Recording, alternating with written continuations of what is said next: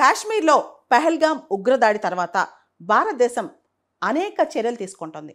అయితే ఇప్పుడు చాలామంది మదిలో అసలు పాక్ ఆక్యుపైడ్ కాశ్మీర్, పాక్ చేతిలో ఉన్న కాశ్మీర్ ప్రాంతం, ఈ ప్రాంతాన్ని భారతదేశం తిరిగి క్లెయిమ్ చేసే అవకాశం ఉందా?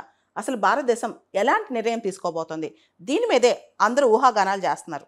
మనందరూ తెలుసు, ఇండియా మ్యాప్ చూస్తే జమ్మూ కాశ్మీర్ అనేది ఇండియాకి ఒక క్రౌన్ లాగా, ఒక కిరీటలాగా కనిపిస్తూ ఉంటుంది.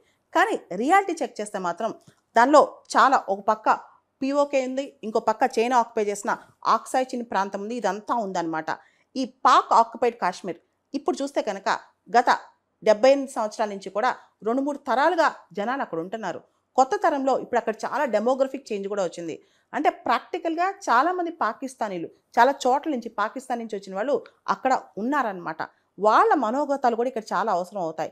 ముఖ్యంగా ఇంత డెమోగ్రఫిక్ చేంజ్ వచ్చిన తర్వాత కేవలం మిలిటరీ వెళ్ళి మొత్తం ఆక్యుపై చేస్తే వాళ్ళు ఒప్పుకోరు, ఇంటర్నేషనల్ కమ్యూనిటీ కూడా ఒప్పుకునే అవకాశం లేదు. కాబట్టి ఇండియా దీన్ని చాలా టాక్టికల్గా చేయాలి. Unconventional warfare strategy India వాడాలన్నమాట.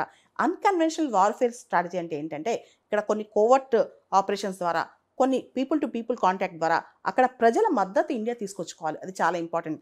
Pak ఆక్రమిత కాశ్మీర్లో ఉన్న ప్రజల్లో కూడా చూడండి, మిగతా కాశ్మీర్ ఎలా డెవలప్ అయిందో, మిగతా జమ్మూ ప్రాంతం ఎలా డెవలప్ అయిందో, మేము కూడా మిమ్మల్ని అలా డెవలప్ చేస్తామని చెప్పి.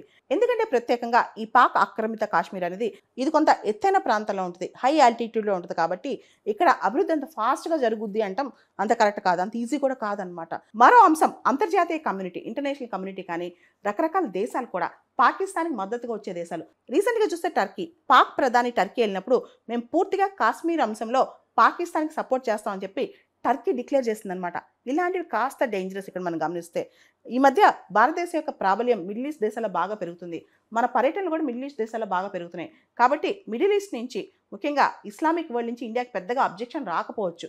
ఎందుకంటే మొత్తం ప్రపంచ రాజకీయాలు గివ్ అండ్ టేక్ రిలేషన్షిప్ అయ్యా కాబట్టి ఇమీడియట్గా ఇండియా పైన ప్రభావం అంతగా పడే అవకాశం ఉండదు ఒకవేళ ఇండియా యుద్ధానికి వెళ్ళినా. అయితే ఇక్కడ మనం బాగా ఆలోచించాల్సింది చైనా ప్రాబల్యం అనమాట. ఒకవేళ ఇండియా గనక పాక్ ఆక్రమిత కాశ్మీర్ను తిరిగి క్లెయిమ్ చేస్తే చైనా ఏం చేస్తుంది? చైనా పాకిస్తాన్కి సపోర్ట్గా యుద్ధానికి వస్తా? ఖచ్చితంగా వచ్చే అవకాశం ఉంది. ఇంతకుముందున్న మాజీ ఆర్మీ చీఫ్ ఎంఎం నరవానే ఆయన ఎప్పుడో ఒక స్టేట్మెంట్ ఇస్తారు, 2 ఫ్రంట్ వార్. ఓ పక్క పాకిస్తాన్, ఇంకో పక్క చైనా అటాక్ చేస్తే ఇండియా ఎలా అవుతుంది, ఇండియా దాన్ని ఎలా తట్టుకుంటుంది అని చెప్పి ఎంఎం నరవానే చాలాసార్లు స్టేట్మెంట్ ఇచ్చారు. 2 ఫ్రంట్ వార్ గెలవటం అంత తేలికైన విషయం కాదు. ఎందుకంటే చైనా బలం చాలా ఎక్కువ, చైనా మిలిటరీ స్ట్రెంత్ చాలా ఎక్కువ, చైనా దగ్గర ఉన్న వెపన్స్ కూడా చాలా ఎక్కువ అనమాట. కాబట్టి 2 ఫ్రంట్ వార్ అనేది ఇండియా రెడీగా లేదు. కాబట్టి పాక్ ఆక్రమిత కాశ్మీర్లో ఒకవేళ ఇండియా వెళ్ళి దాన్ని క్లెయిమ్ చేయాలంటే చైనా సపోర్ట్కి వస్తే మాత్రం ఇండియా తట్టుకోవడం చాలా కష్టం అనమాట. ఇది పెద్ద యుద్ధంగా కూడా మారే అవకాశం ఉంది.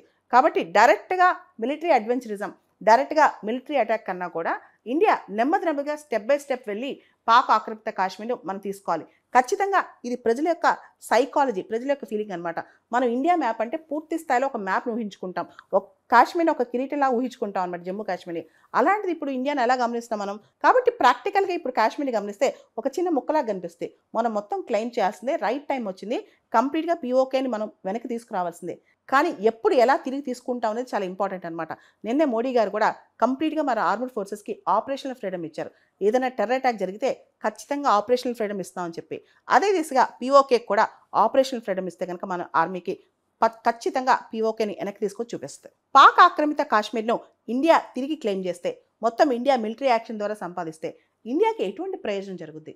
ఖచ్చితంగా ముందు ప్రజల యొక్క సైకే, అంటే భారత ప్రజలు ఖచ్చితంగా మన ఐడెంటిటీ, మన గుర్తింపు. ఎందుకంటే సోవరినిటీ, ఇంటిగ్రిటీ చాలా ఇంపార్టెంట్. దేశ సార్వభౌమాధికారం చాలా ఇంపార్టెంట్.